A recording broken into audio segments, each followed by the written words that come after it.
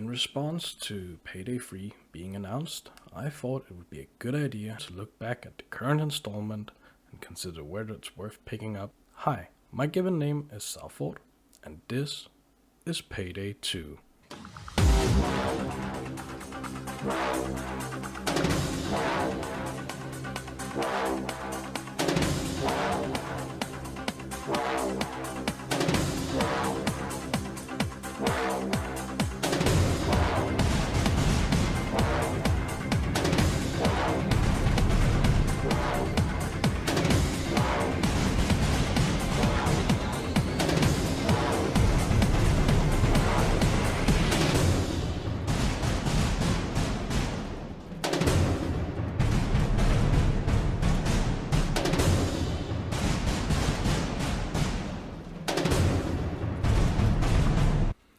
Payday 2 is an objective-based FPS arcade shooter released in 2013. Now, a lot has happened since then with various updates, DLC, and overhauls of leveling systems, prestige systems, and the weapons itself. So let's start with the current systems in place. First up, we have the skill trees. There are 5 categories, which each have 3 different sub-trees within them. You can go for a route where you're a medic and a supporting part of any team to help people get up quicker and faster, not putting yourself in harm's way to hostage taking and using police officers against themselves. Sniping, shotguns, armor, and a lot of different ways you can build and customize your character. The second part of the customization systems within Payday 2 is called Perk Decks, which are the backbone of how your character is going to function. It's the most important part of any build is choosing a perk deck from this long list that you are able to use in the game and picking the right one for the job at hand. Such as, for instance, the Crew Chief, which is a damage reduction perk deck. Muscle is your generic I'm a tank. Armor is the different style of the game where you're focusing on a heavy armor build. Rogue is your dodge style of play, which is instead of taking damage, you're just not. Hitman, which is armor recovery. Crook, which is a mix between armor and dodge. Your dedicated stealth perk deck, which is the burglar perk deck.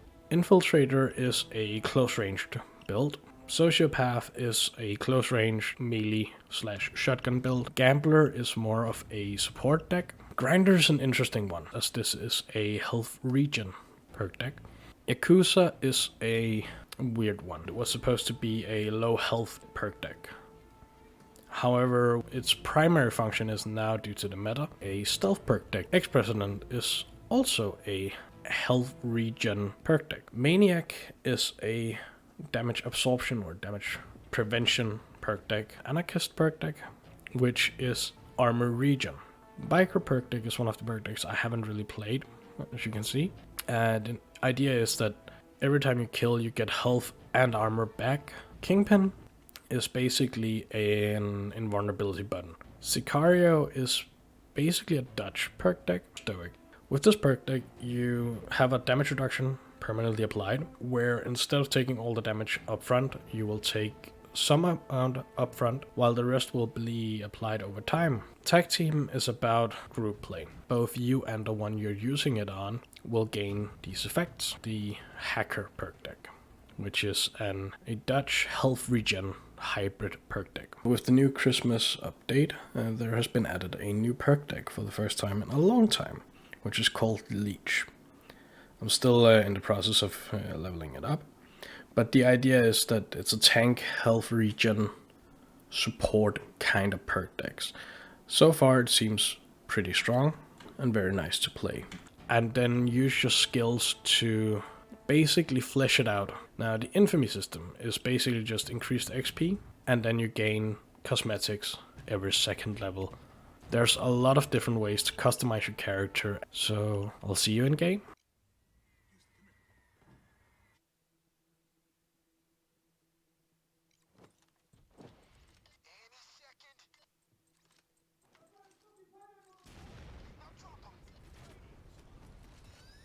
The gameplay of Payday 2 is you and 3 other buddies, or in worst case AI, must complete the mission while handling objectives that could be blowing up walls, steal stuff, fixing a broken drill, or fixing a broken drill. It's the most common objective is to fix broken drills, as you have to drill into safes and stuff.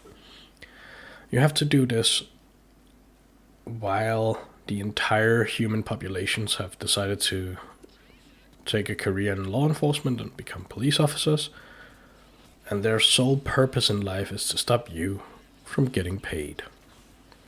Now, I personally enjoy the horde-style shooter gameplay, much of the same reasons why I enjoy Killing Floor and Killing Floor 2. It's a great way to experience the game with friends, and there are hours upon hours of entertainment. However, I will note that it kind of falls flat if you play solo with the AI. Now, as a solo player, the AI is bad. Like, really bad. They cannot perform any tasks, and for a very long time they were nothing more than meat shields. Now you can at least give them, for instance, cash or other objective-based items, and they can carry it, but you're still the only one who can interact with the environment and therefore complete the objectives. This might not be a big deal if you don't mind playing with random people online, but it's something I believe is worth mentioning to you in case you want to buy this game. With that being said, it's still a great game if you just wanna shoot stuff to a lot of great music. And I mean very, very great music. Just take a listen to some of the music in this game, as I believe it's one of the best soundtracks.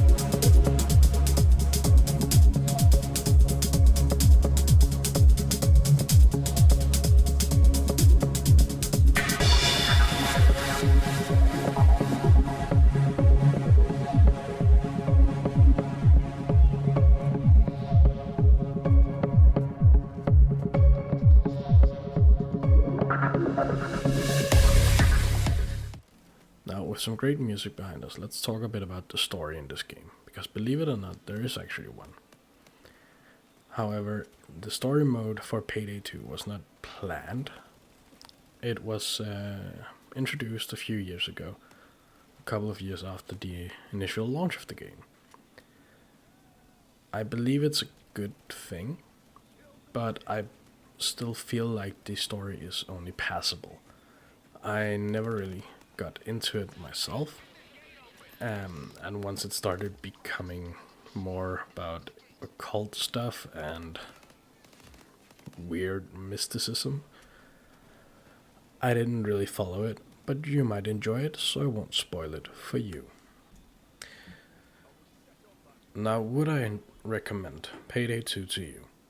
Yes. Yes, I would. I firmly believe, despite being an older game, the mechanics and the different ways to play can be super fun, especially if you have friends to play with. If you and your friends enjoy games like Killing Floor 1 and 2 and generally like zombies in Call of Duty, other horde-style shooters, I think you would enjoy Payday 2 very much.